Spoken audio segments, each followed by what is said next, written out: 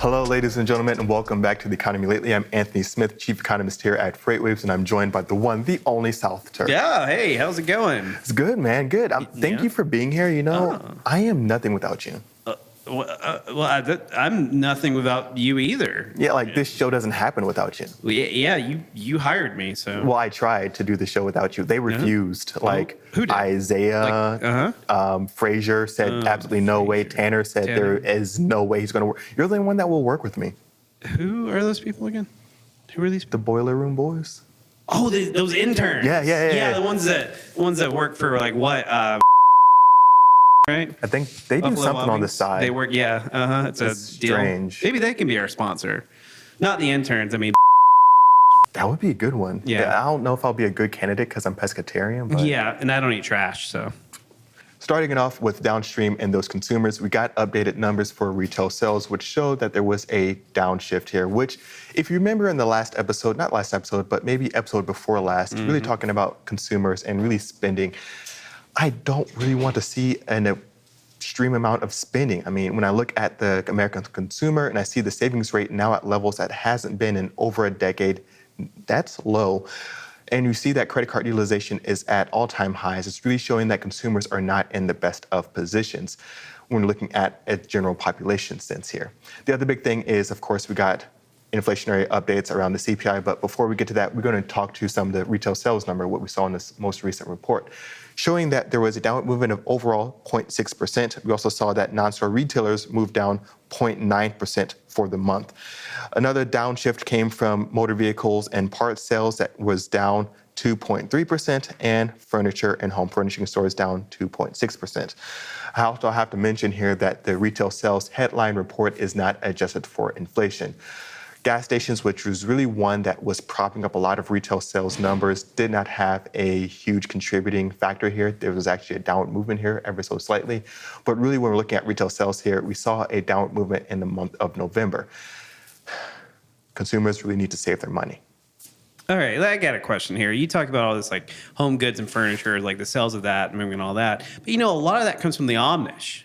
If Tennessee in the South has taught me anything, there's these small groups of Amish and other Amish type people that make furniture. And I mean, we can't track that. So really, I mean, things could be going good and you just don't know because you're not getting those Amish numbers. The Amish are moving on the black market? Yes, I think so. That's what I'm saying. We need to track that stuff. Yeah, exactly. So we need to put some feelers out on that. And number two, all this worrying about credit card spending. Once again, you can just, throw your credit card in the river and be done with it. I mean, everyone knows that. I don't understand what's the big to do about all this. Yeah, you could also just change your name, change your identity. Exactly. Great. Yeah, I mean, we both have changed our names in the past 6 months, like 18 times each, Do you also have to put a disclaimer around here that this is not the views of FreightWaves or not actual financial advice? The views expressed now are those of Anthony and South and do not reflect the official policy or position of FreightWaves, FreightWaves Now, Kayla Nix, Cindy Edwards, Donnie Gilbert, Bill Presley, and the tall, funny-looking lanky one. Please do not abandon your credit accounts, and please do not throw anything else in the river. Frazier. That's a big thing here. I mean, we have to look at the state of the consumer. They're not doing the best here, and we probably should start watching a lot more of that credit card fraud because as conditions get worse, that could be actually a thing that really starts to pop up more and more and more. And this is where I would enter a sponsor of, hey, protect your identity here if you guys were to sponsor us. But just for kicks and giggles, that's where we would place that at. Theoretically. The other big thing that we have to talk about, of course, is the CPI, the Consumer Price Index, and we did see that there was an increase, but not as big of an increase as many were expecting. A lot of folks are taking this as good news, as saying, hey, we won the war on inflation, it's starting to come down, it's slowing, this is good news, yada, yada, yada. But the big thing is that core inflation is still very much a thing, and inflation overall is still very much a thing. We heard talks, of course, from Jay Powell, my boy Jerome, looking at what is really going on in the overall macroeconomy. Expectations is that interest rates are still going to start going up going into 2023. Really, the big thing that he's looking at right now is the employment market and seeing that it's really overinflated. And this is one that's going to really kind of put us in a tricky position because really what the Fed is going to be looking at is going to be really tamping down on inflation.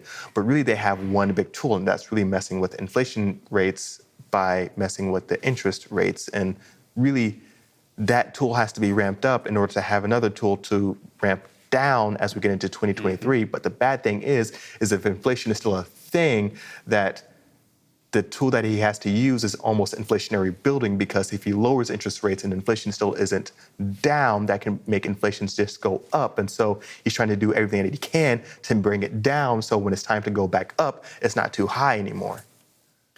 Okay, I kind of blacked out during that.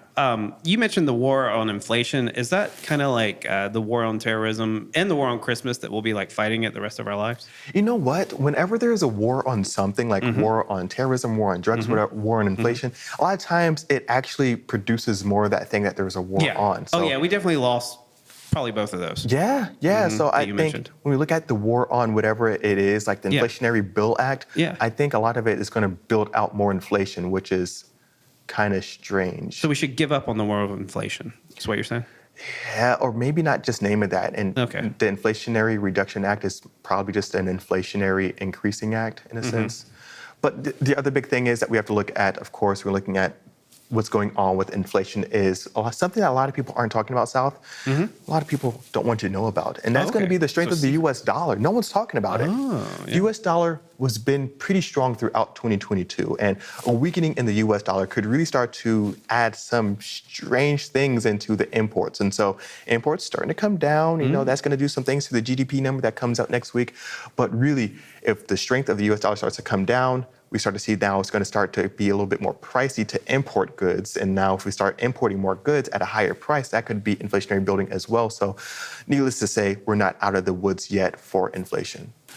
And thank you, everyone, for tuning in for this episode of Economy Lately. This is going to be our last episode for 2022, but don't worry, we have plenty more coming up in 2023. We're coming back better than ever.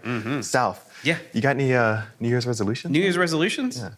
No. Let's see. Let them out of the basement. No. Nope. Not off the top of my head. What about you? I mean, why mess with perfection? We're good here, man. Oh, you're right. We are pretty perfect. We're doing great. Wait, No, your New Year's resolution needs to be making a better economy lately, because this show. was that Zach you were always talking about? I don't know who that was. Who was that? I've never seen that man before in my life.